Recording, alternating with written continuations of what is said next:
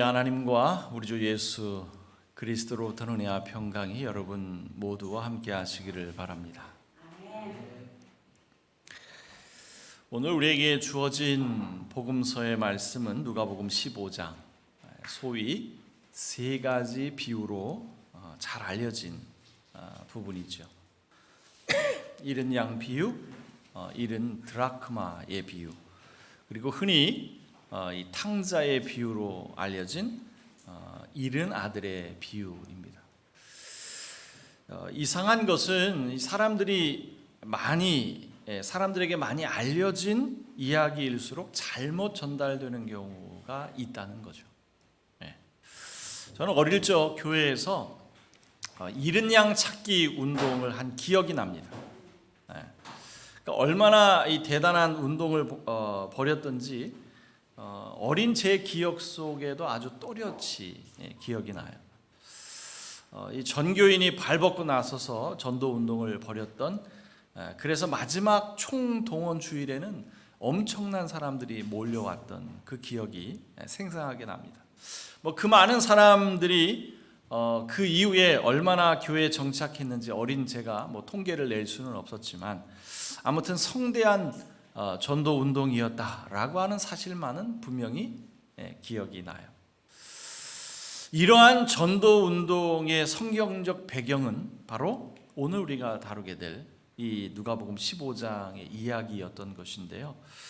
과연 오늘 복음서의 말씀이 전도 운동의 배경으로 사용될 수 있는 본문일지 질문을 한다면 고개가 갸웃거리게 되죠.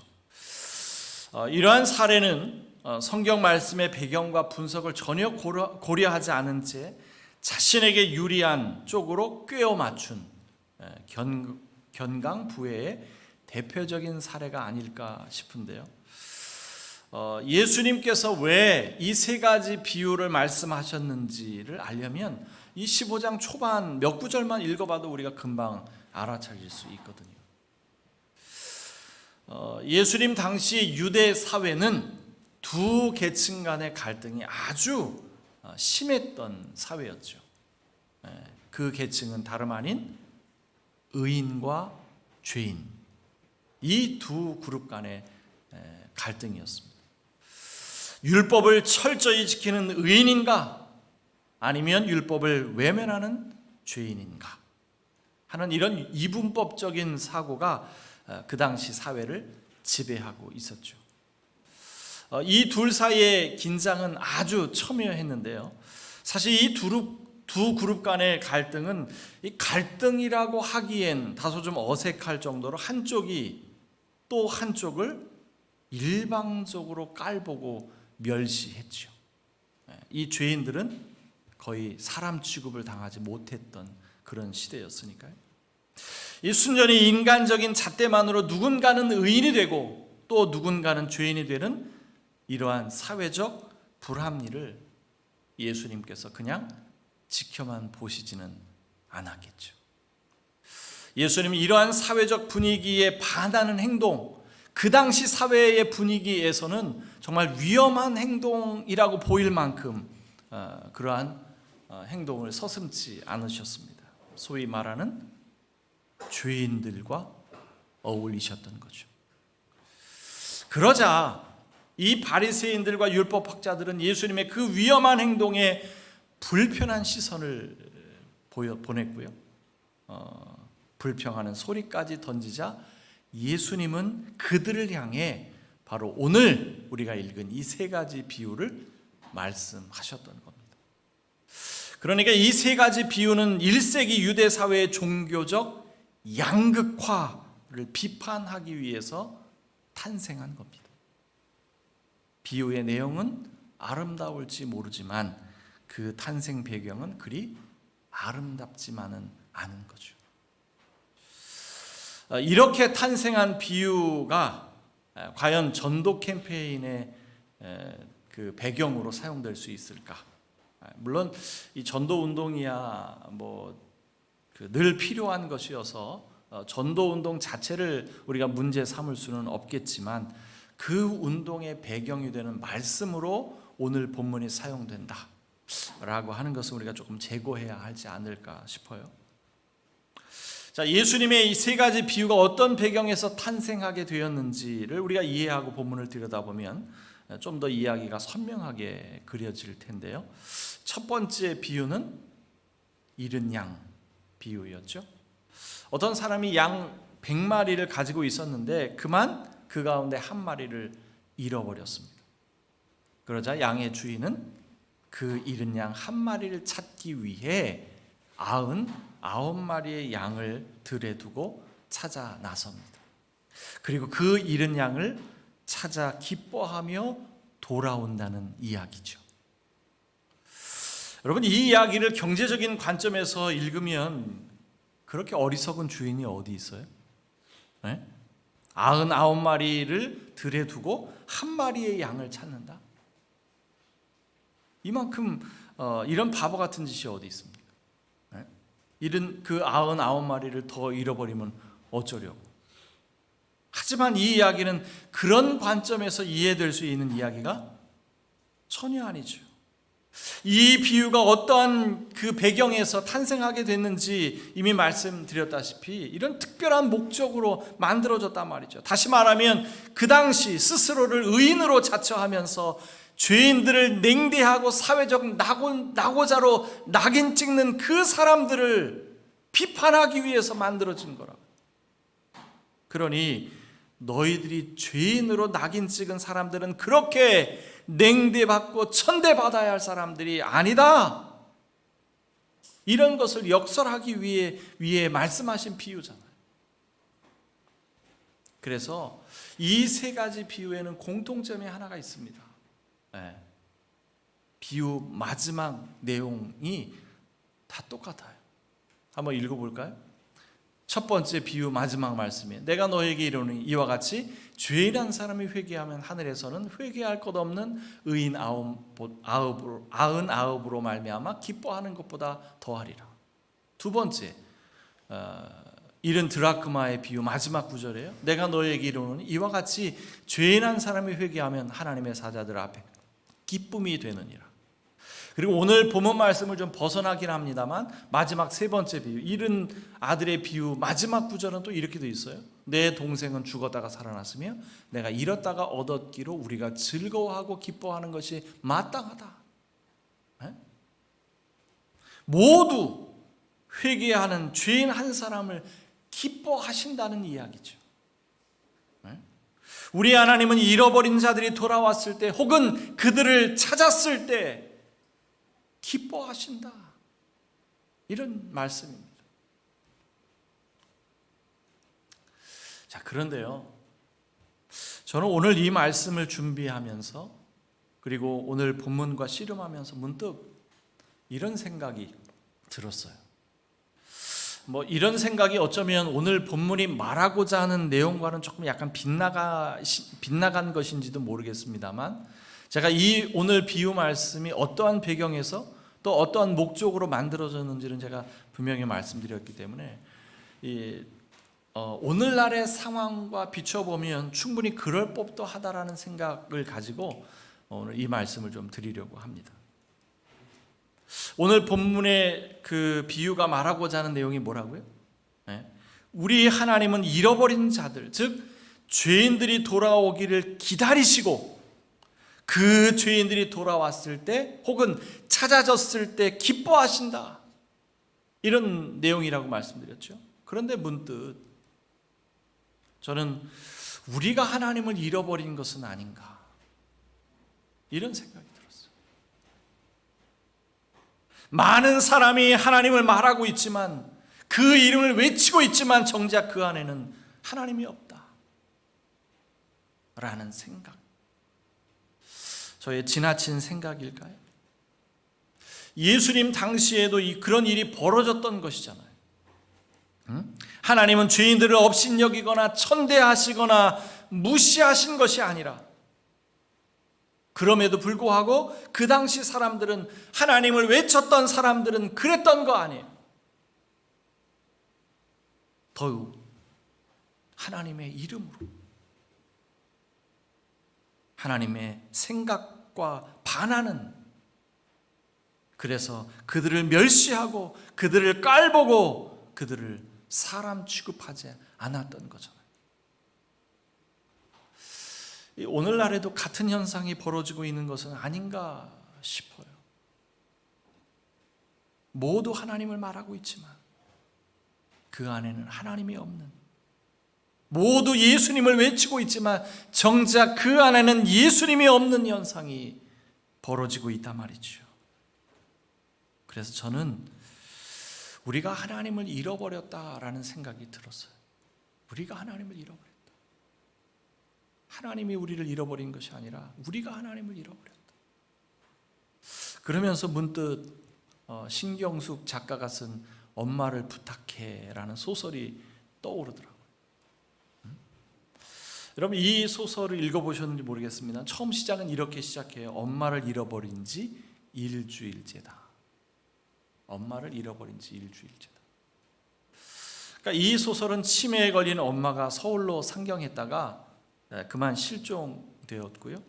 그 사라져버린 엄마를 찾기 위해 동분서주하는 가족들의 모습을 그린 작품입니다. 가족들은 각자의 추억 속에서 엄마의 흔적을 찾아보지만 그럴수록 엄마의 존재를 잊고 살았다는 사실을 절감하게 되죠.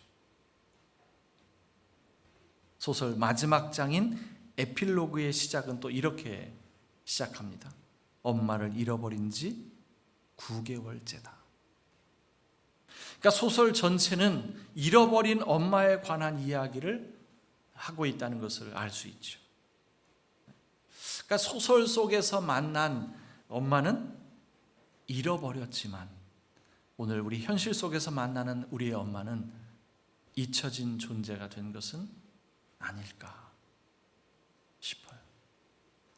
없는 형편에도 자식들 뒷바라지에 억척같이 살아야 했던 우리의 어머니들, 그렇다고 그 땀 흘린 수고를 남편에게 인정받지 못하고 오히려 무시당하기 일쑤였던 우리 어머니들.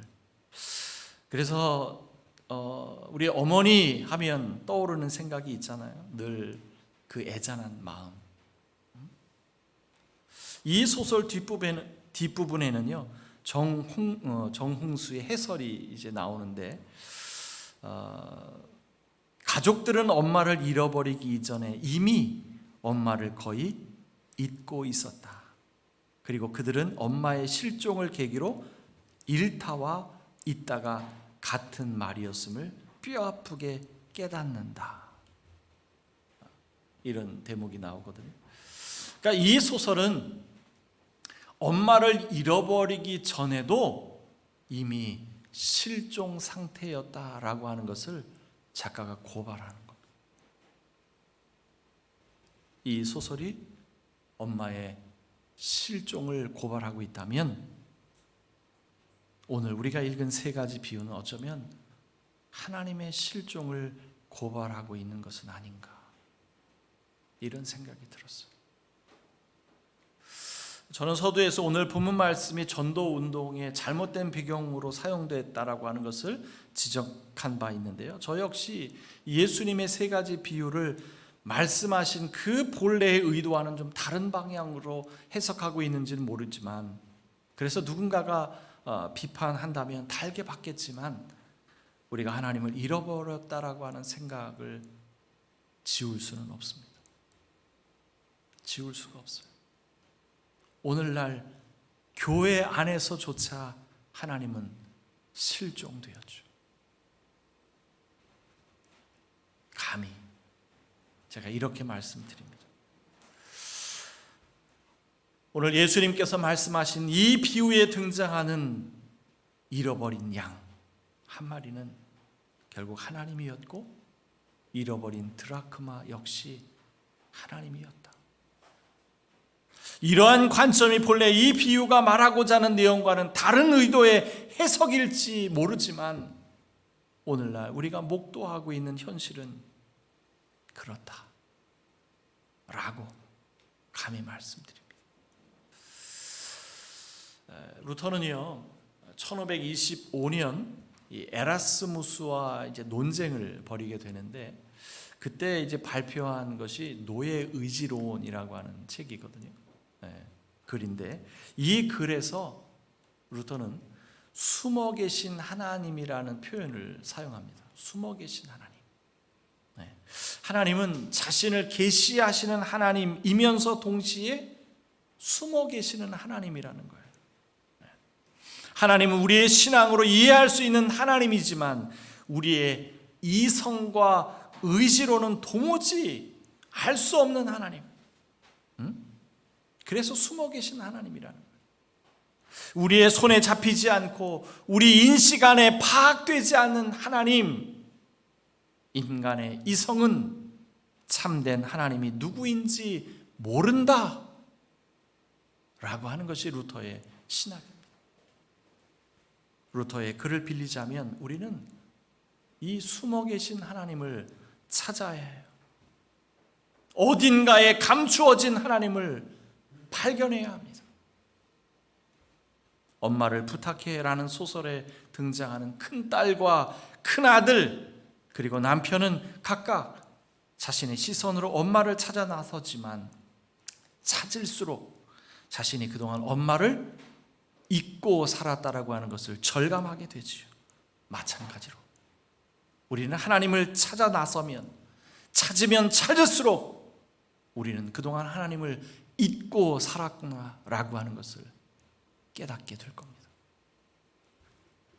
오늘 예수님의 비유를 통해 만나는 하나님은 끊임없이 우리를 찾으시는 하나님이십니다. 죄인들이 돌아오기만을 이제나 저제나 마을 어귀를 서성이는 아버지처럼 우리를 늘 기다리시는 아버지 하나님이시죠. 그런데 우리도 하나님을 찾아야 합니다. 잃어버린 하나님을 찾아야 해요. 마치 함께 숨바꼭질이라도 하듯 우리는 서로 찾아야 합니다. 소설 속에 실종된 어머니는 끝내 찾을 수 없었지만 우리는 잃어버린 하나님을 찾을 수 있습니다. 우리는 이미 알고 있어요. 우리가 잃어버린 하나님이 어디에 계신지, 어디를 가야 하나님을 찾을 수 있는지 알고 있습니다. 루터는 말하죠. 우리가 믿는 하나님은 그리스도의 십자가 안에서 자신을 계시하시는 하나님이고 고통 속에 자신을 감추시는 하나님이라고.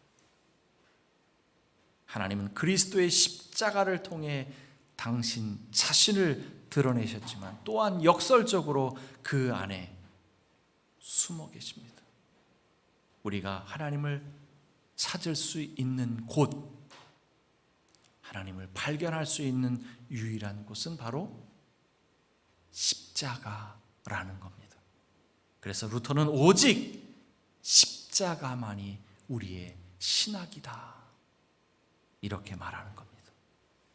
우리는 반드시 찾아야 하고요, 반드시 찾을 수 있습니다. 어디에서? 십자가 위에서, 십자가 그 밑에서, 십자가 그 안에서 우리는 잃어버린 하나님을 찾을 수 있습니다. 우리 다 함께 찾읍시다. 반드시 찾아서 예수님의 비유에서 말씀하신 것처럼 천사들과 함께 기뻐합시다. 그 기쁨은 우리가 이전에 경험할 수 없었던 경이로운 기쁨이 될 것입니다. 모든 지각에 뛰어난 하나님의 평강이 그리스도 예수 안에서 여러분의 마음과 생각을 지킬지어다.